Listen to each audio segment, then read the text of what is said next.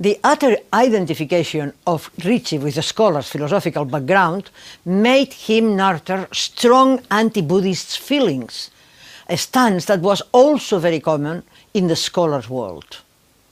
Ricci sided by the Confucians, in part because he needed the complicity of the Confucian scholars to fulfill his project of reaching the court, but also because he had serious philosophical and theological incompatibilities with Buddhism, something that didn't happen with Confucianism. In the long run, this will hamper the acceptance of Jesuits by the great majority of Chinese.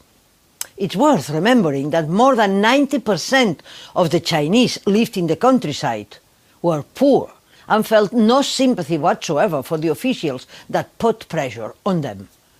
The peasants rather identified themselves with Buddhist and Taoist cults, but not so the Jesuits, and this fueled a strong aversion towards them. Even so, Ricci's book shows him as being very knowledgeable about Buddhism, incomparably more so than the writers of the Iberian reports that just preceded his. He probably gathered his accurate information from the Jesuit letters coming from Japan. His interest in Chinese religion is also visible in his description of Taoism, and it makes him identify the presence of Muslims and Jews in China. Both these minorities had already been noticed in the Iberian narratives. Dueñas, for instance, had already mentioned them at some length. But Ricci knew better how and when they had arrived in China, and in which regions they were mostly to be found. He had even conversed with some minor officials who were of either Muslim or Jewish faith. In medieval times, China had gained a strong reputation in Europe for being a paradise on earth. The famous books of Marco Polo and Mandeville presented it as the light of the East, a rich urban civilization with a peaceful and hard-working population governed by the magnanimous and enlightened king. The first European narrative, especially Mendoza's, followed suit and dismissed whatever elements could tarnish this utopian vision. Mendoza so praised Chinese justice, in contrast to Castilian justice, that he transformed it into a model. Ricci's admiration for the Chinese state is genuine and complete. He praises it as a model government and transmits in detail the administrative and educative means to achieve it. With his help, China will retain its aura until the 18th century. But Ricci's book also follows a political directory.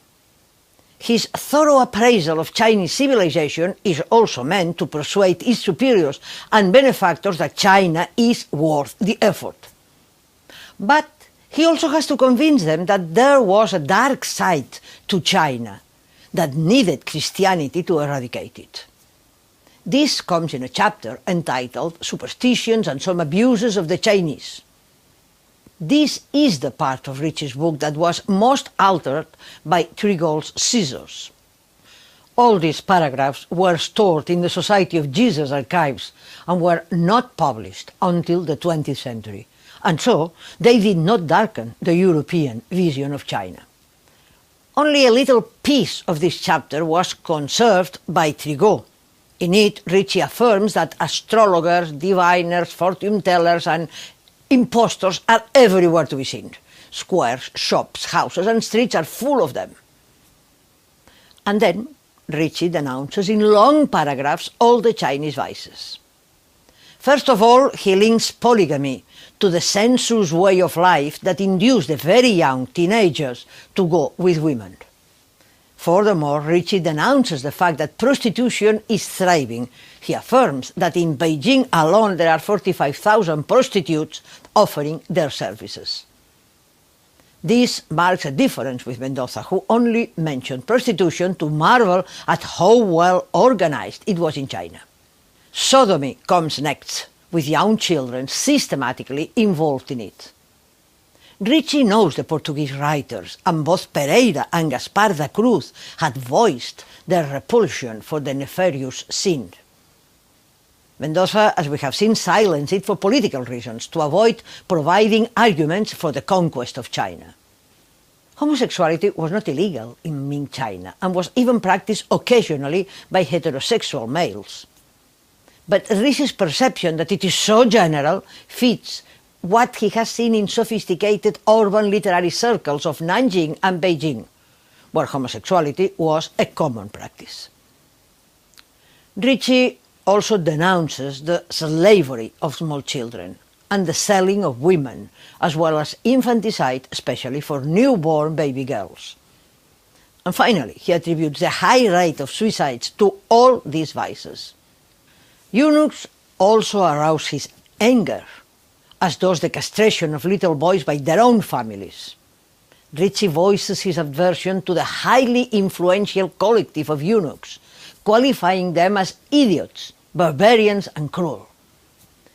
He is also indignant about the abuses that high magistrates inflict on their subordinates, flogging them constantly. And he voices his disdain for the false courtesies that make everybody suspicious of hypocrisy. But all these paragraphs dwelling on the dark side of Chinese urban society were suppressed by Trigault, and are also missing from the other 17th century Jesuit narratives about China. In the following 2 centuries, many details will enrich the European perception of China, but none will alter the status of model country that China had gained in the West.